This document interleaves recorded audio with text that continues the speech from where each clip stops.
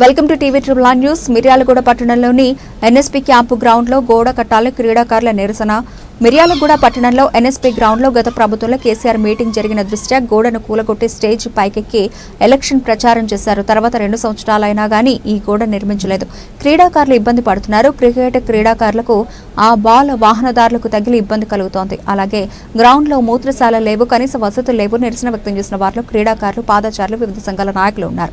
తప్పకుండా ప్రభుత్వం వారు దృష్టి పెట్టి గోడ నిర్మించి క్రీడాకారులకు ఇబ్బంది కలగకుండా చేయాలని కోరారు. కార్యక్రమంలో BCJAC co convener Chekondi Murali Yadav, Dasaraju Jayaraju, BCJAC co convener senior క్రీడాకారులు ఆసిఫ్, అలాగే శ్రీనివాస్, టాపిక్ ఆరిఫ్, నజీర్, ఇర్ఫాన్, ఉదయ్, జానీ, సర్దార్ సింగ్, సుందర్ సింగ్, భగత్ సింగ్, దుర్గా సింగ్ తదితరులు పాల్గొన్నారు.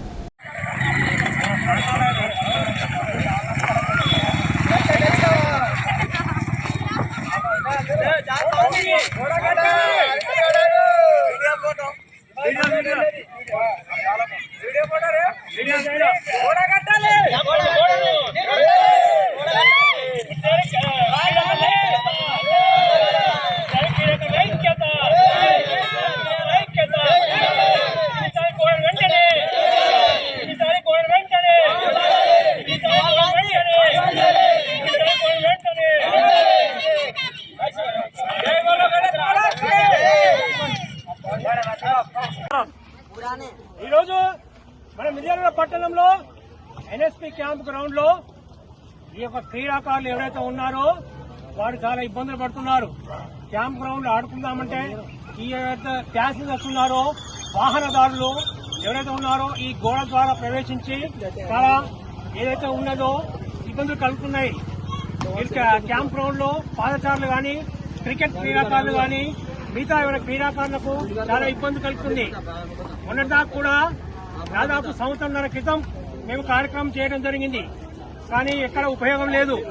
గత ప్రభుత్వంలో కేసీఆర్ గారి మీటింగ్ రోజు ఎలక్షన్ ప్రచారం రోజు ఈ యొక్క గోడను కూలగొట్టడం జరిగింది.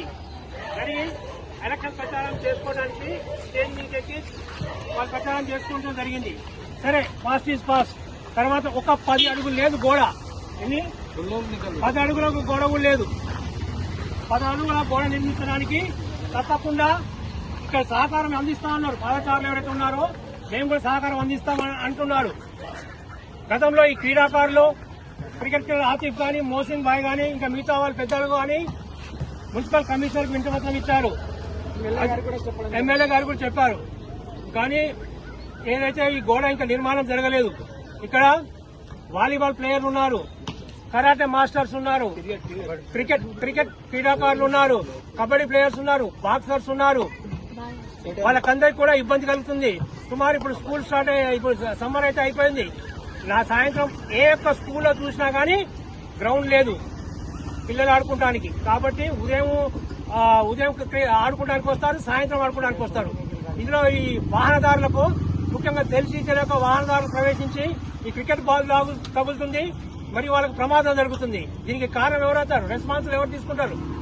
కావున తప్పకుండా పాదచారులు, క్రీడాకారులు ఇబ్బంది పడకుండా ఈ తక్షణం యుద్ధ ప్రాతిపదికన ఎంత 10 అడుగులు లేదు గోడ, 10 అడుగులు 10 అడుగులు గోడ నిర్మిస్తే బాగుంటుంది. సుతార్ మే సే రావాలి,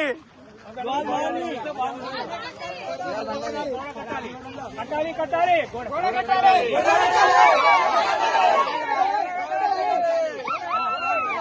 ఎమ్మెల్యే గారికి విజ్ఞప్తి, బిఎల్ఆర్ గారికి